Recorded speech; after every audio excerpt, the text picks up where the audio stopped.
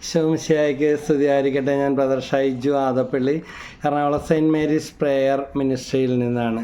Ezekiel പ്രവചനം 37-ാം അധ്യായം 16-17 വാക്യങ്ങൾ.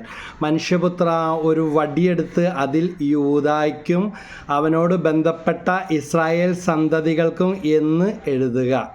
വേറൊരു വടിയെടുത്ത് അതിൽ എഫ്രായിമിൻ്റെ വടിയായ ജോസഫിനും അവനോട് ബന്ധപ്പെട്ട ഇസ്രായേൽ ഭവനം മുഴുവനും എന്ന് എഴുതുക.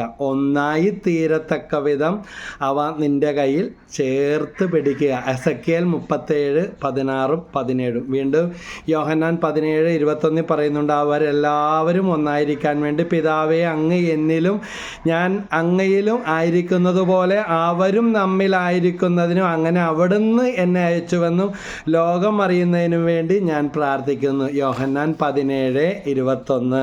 ഇതാ നമ്മൾ ഫ്രാൻസിസ് മാർപ്പാപ്പയിലേക്ക് കടന്നു വരികയാണ്. 2013 മാർച്ച് 13 കത്തോലിക്ക സഭയുടെ 266-ാമത്തെ മാർപ്പാപ്പയായി സ്ഥാനാരോഹണം ചെയ്യുമ്പോൾ ചുമതലയേറ്റ ശേഷം ആദ്യം നടത്തിയ പ്രസംഗത്തിൽ അദ്ദേഹം ഇപ്രകാരം പറഞ്ഞു: ഇപ്പോൾ നാം പാപ്പയും അജഗണവും നമ്മുടെ യാത്ര ആരംഭിക്കുകയാണ്. എന്താണ്? ഇപ്പോൾ നാം പാപ്പയും അജഗണവും നമ്മുടെ യാത്ര ആരംഭിക്കുകയാണ്. ഈ യാത്ര എല്ലാ സഭകളുടെയും ജീവകാരുണ്യത്തിന് വേണ്ടി ആകണം. ആരെയും മാറ്റി നിർത്താനോ തള്ളിക്കളയാനോ അവഗണിക്കാനോ അല്ല, എല്ലാ സഭകളുടെയും ജീവകാരുണ്യത്തിന് വേണ്ടി.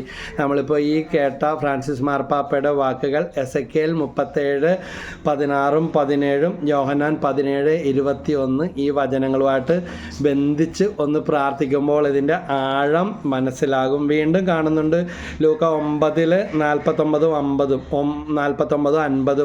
ഗുരു നിന്റെ നാമത്തിൽ, യോഹന്നാൻ പറഞ്ഞു, ഗുരു നിന്റെ നാമത്തിൽ പിശാചുക്കളെ പുറത്താക്കുന്ന ഒരാളെ ഞങ്ങൾ കണ്ടു. അവൻ ഞങ്ങളോടൊപ്പം നിന്നെ അനുഗമിക്കാത്തത് കൊണ്ട് ഞങ്ങൾ അവനെ തടഞ്ഞു.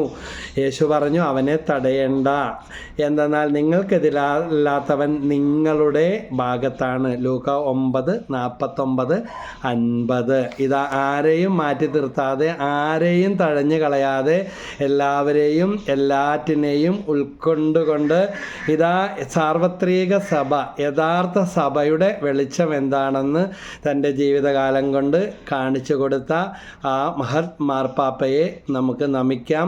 മാർപ്പാപ്പയ്ക്ക് വേണ്ടി നമുക്ക് പ്രാർത്ഥിക്കാം. ആ മാർപ്പാപ്പയുടെ മാതൃക ദൈവമക്കളായ നമുക്ക് ഓരോരുത്തർക്കും നമ്മുടെ സഭാ ജീവിതത്തിൽ ഇതര വിഭാഗങ്ങളോടും ശുശ്രൂഷകളോടും ശുശ്രൂഷകരോടും എളിമയോടെ അത് പ്രാവർത്തികമാക്കാം.